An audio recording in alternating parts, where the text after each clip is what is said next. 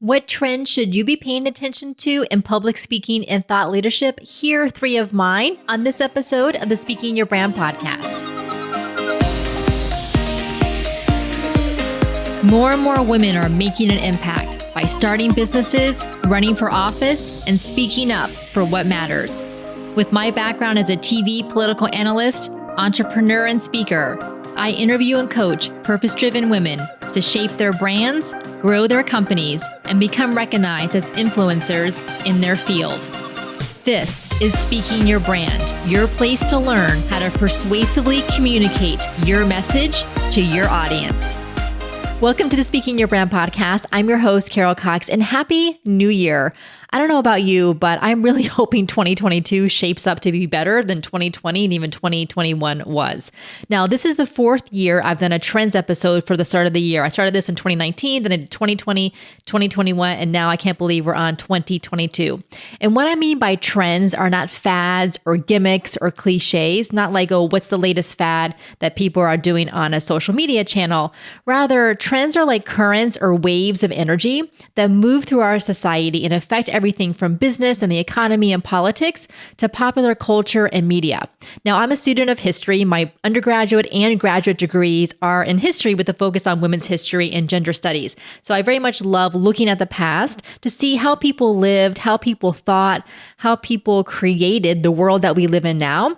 And as much of a student of history as I am, I also recognize the power that understanding history has to understand our present and to see what the future could possibly look like. This is why I have such a fun time doing these trends episode.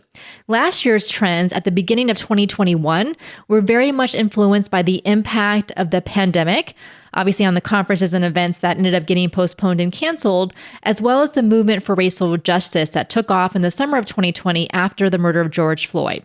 So here's a recap of the 2021 trends.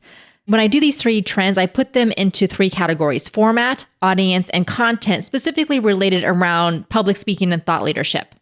So the 3 trends for last year was around format. So virtual is here to stay, even post-COVID, because obviously everything went virtual in 2020. But then looking into 2021, I said, virtual is here to stay.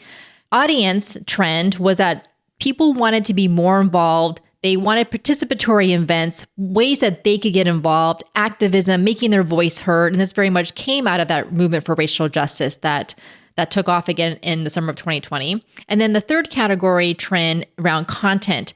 So the desire by the part of your audience, whether your audience is on social media or listening to you on Zoom or on a webinar or on a podcast or in public speaking, is this desire for authenticity and transparency.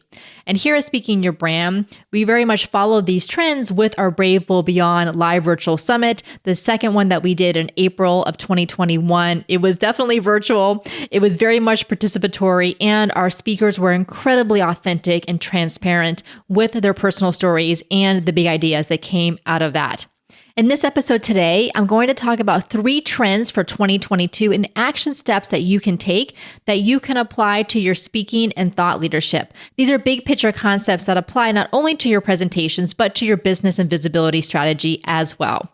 If you are a returning listener to the Speaking Your Brand podcast, thank you so much for joining me for another year. And if you're new, welcome. I am so glad to have you. Here at Speaking Your Brand, we help women entrepreneurs and professionals clarify their brand message and story, create their signature talks, and develop their thought leadership platforms. We know that it's through women's stories and voices, through women's visibility, representation, influence, and power that we challenge the status quo and change existing systems to benefit more people. The act of public speaking and having a public voice is so critical for women's leadership and to advance gender equality. To learn more about how we can help you create your signature talk and your thought leadership message and to put yourself out there in a bigger way, I invite you to check out our Thought Leader Academy. Enrollment is open. You can submit your application today by going to speakingyourbrand.com/academy. Again, that's speakingyourbrand.com/academy. Now, let's get on with the show. Let's get into these 3 trends for 2022. The first category is around format. So what is format going to look like regarding public speaking? Now, a year ago, I had said that virtual is here to stay, and very much that continued to be the case. For 2022, I'm going to call it hybrid speaking. So hybrid speaking means that there's going to be a lot of events and conferences that have an in-person component, but then also recognize that they need to have a really robust virtual component as well, not just kind of like an afterthought, or I'm going to stick a camera in the back of the room and record or attempt to live stream a speaker, but rather really making their virtual experience as good as possible to compete with the in-person experience. I know there are so many of us who are eager to go back to conferences and events as speakers and as attendees. We love meeting new people. We love speaking. And so I am very excited for that to happen as well. I have 2 in-person speaking engagements at the end of January this month. So I'm excited for those as well. But I think a lot of conferences and events recognize that with how much uncertainty there is still around COVID, that having the virtual options is going to be a must. The pros of having a virtual option, having these hybrid events, is that it's a way for these events and conferences to expand their audience. There are so many people who traditionally were not able to travel to go to conferences, either because of the cost, because of childcare or other type of caregiving responsibilities, because maybe they had some disabilities that made it difficult for them to travel or difficult for them to attend in person. Obviously, we have the impact of climate change and a lot of air travel that can contribute to. So I think that there's a lot of events and conferences that recognize the pool that virtual has. There's also so much convenience and flexibility for attendees. Having hybrid events, both in-person and virtual, also allows a lot of conferences to have more speakers and to improve the diversity of both their speakers and their attendees. Now, as I said a year ago, this is not a pass for conferences to give their most coveted in-person speaking slots to the same old group that they always give, but rather making sure that they're pulling in diverse speakers and new speakers into both their in-person and their virtual lineups. Now, the Brave Bold Beyond Live virtual summits that we hosted in 2020 and 2021 showed me that online events can be just as good and engaging as in-person ones. In February of 2021, I was the MC for an online event called Luann Live. Luann Niagara is the host of a podcast called A Well-Designed Business. She is fabulous, and she's been putting on an in-person event, but obviously because of COVID, it went 100% online. Now, Luann and I have worked together on her keynotes. I think for the past 5 years, we would work together. And when she went 100% virtual with this event last year, it was incredible. It was so well produced. It was fun. It was interactive, and it showed the power of virtual events. Now, for going into 2022, and as we even look beyond 2022, the ability to speak to audiences who are both in person and virtual at the same time is a skill that as speakers, we're going to have to develop.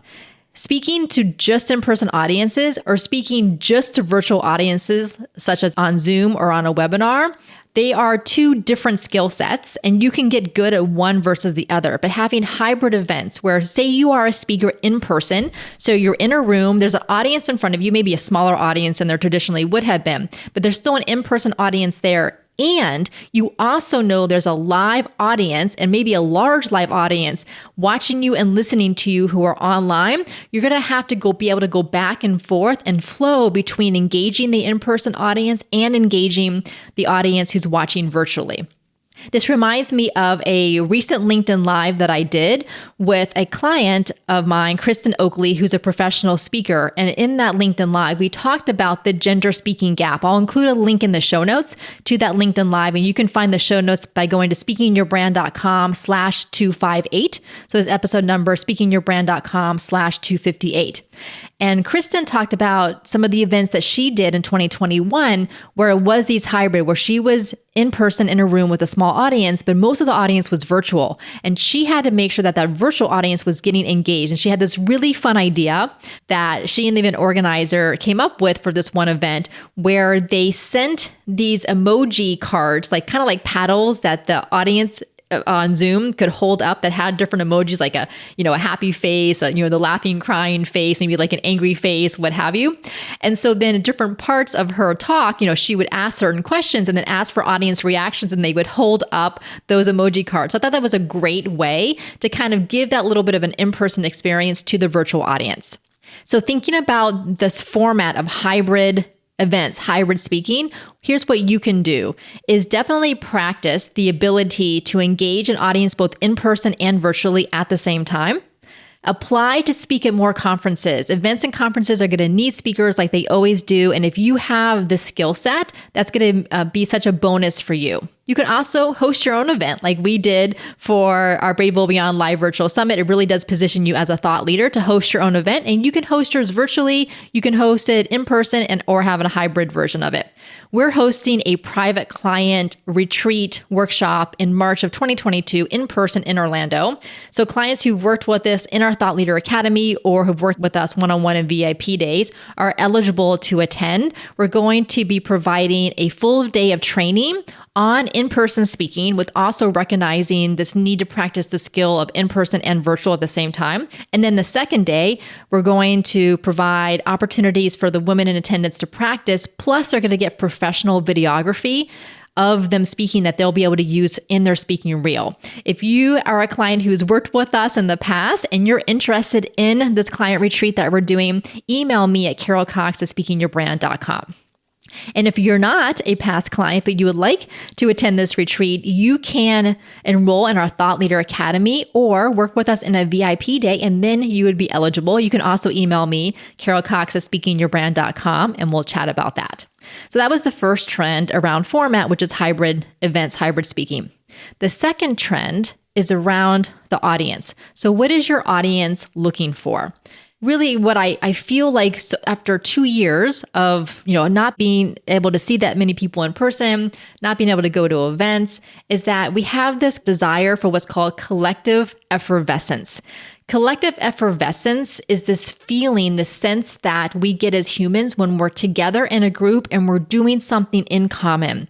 So it could be movement, dance, singing, call and response, even laughter. When you're doing that with a group of people, especially in person, you get this sense of like this high almost from not just because you're laughing and singing and dancing, but because you're doing it with other people. It provides this level of connection with the audience, and it's just just fun. I think like we have this deficit of fun for the past 2 years, and with good reason. And I feel like I know I'm so hungry for just having a place to kind of have fun and to connect with others. So as a speaker, think about, especially for in-person events that you're doing, how can you incorporate movement, dance, singing, laughter, or call and response into your own presentations? The third trend is the category of content. And so last year I talked about the desire that our audiences have for authenticity and transparency in the content that we're sharing with them, and that will remain the case going forward. Right now I want to point out what your audience really is hungry for is big ideas. They want to understand the world. They want to understand themselves. They want to understand how they interact with the world. They want to imagine what's possible. Your audience is chock full of tips and tactics and techniques and secrets and like do this and do that. And here are the 5 things to do. And here are the 10 things to do. And it just gets so we just get so overwhelmed with all of those tips and tactics. So think about for your own presentations, how can you take your audience on a journey to imagine what's possible? And this is what I call getting out of the expert trap. I did an entire episode on this back in July of 2021, episode 241. I'll include a link in the show notes, all about the expert trap and how, as women especially, we tend to get stuck in the expert trap. It's because we are very highly regarded and valued for the skills that we have, the credentials, the degrees, the information, and definitely you should be an expert. Your clients need you to be an expert in what you do for them. But for your public speaking and your thought leadership, I want you to think bigger than just around sharing whatever your area of expertise is. Thought leadership really is the next stage in your evolution as an entrepreneur and as a speaker. And it's a shift in identity from having the answers for your audience to asking questions of your audience. And why this is so important for women is because as women, we think we have to be an expert in everything. That means we oftentimes don't seek leadership positions because we don't think we're expert enough. We don't pitch ourselves for bigger opportunities because we don't think we're expert enough. Just a couple days ago, as I'm recording this episode, there was a Twitter thread about women in science who have contributed so much to COVID and our understanding of COVID over the past 2 years. And this was precipitated because there was an article in the Times of London newspaper that profiled data scientists. And guess what? They were all men that this article profiled, not one woman, not one person of color. And so there are, of course, a bunch of people on Twitter, and tagging all of the women scientists who have contributed to understanding COVID. And then there was this one reporter from the Financial Times who also made a thread of all of the women that he knows, that he has followed, who have been instrumental in understanding COVID. And then he said towards the end of the thread where he tagged all these different women, he said, as a reporter, I reach out often to get quotes and to get people to say things for the articles that I need to write. He's like, the men that I reach out to have no problem getting back to me right away and giving me quotes. He says the women that I reach out to are much more hesitant to give me quotes. And that says so much about us as women being stuck in this expert trap that we never think we're expert enough. And here's the thing.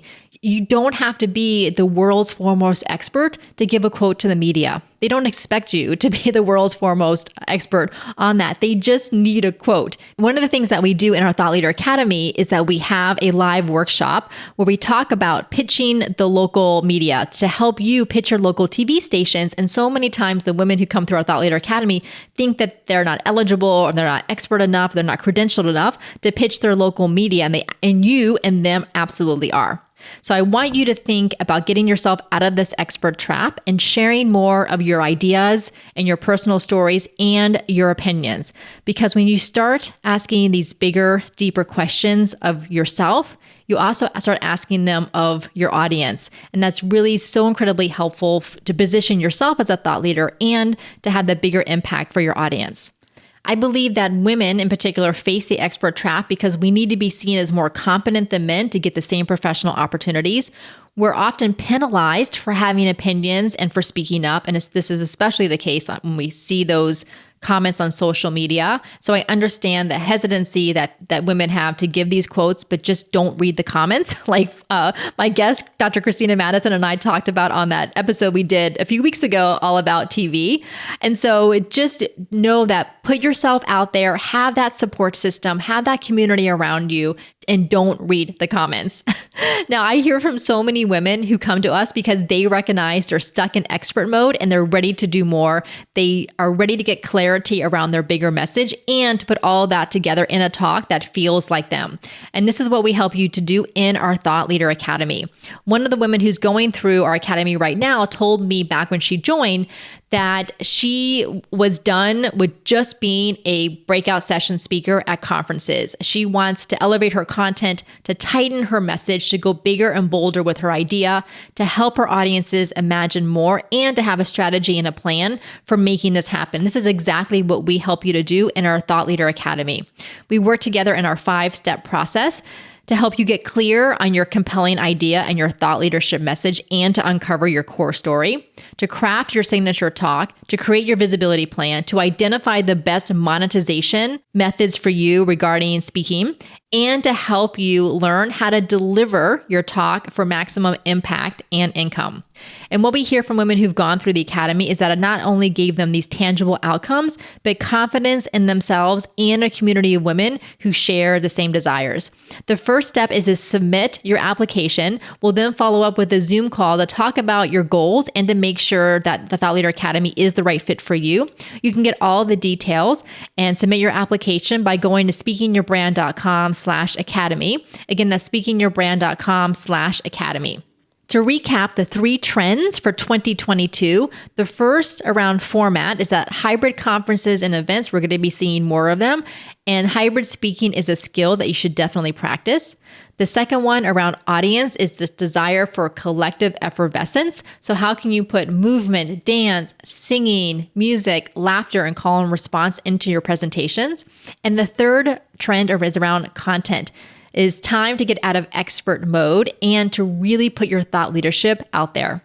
If you enjoyed this episode, I invite you to share it with a friend or a colleague. You can text the episode right from the share button in your podcast app. We're going to be continuing to talk about thought leadership in the upcoming episodes, including generating revenue from your speaking and thought leadership and how to connect your business to your thought leadership. This is a question that I get from a lot of women.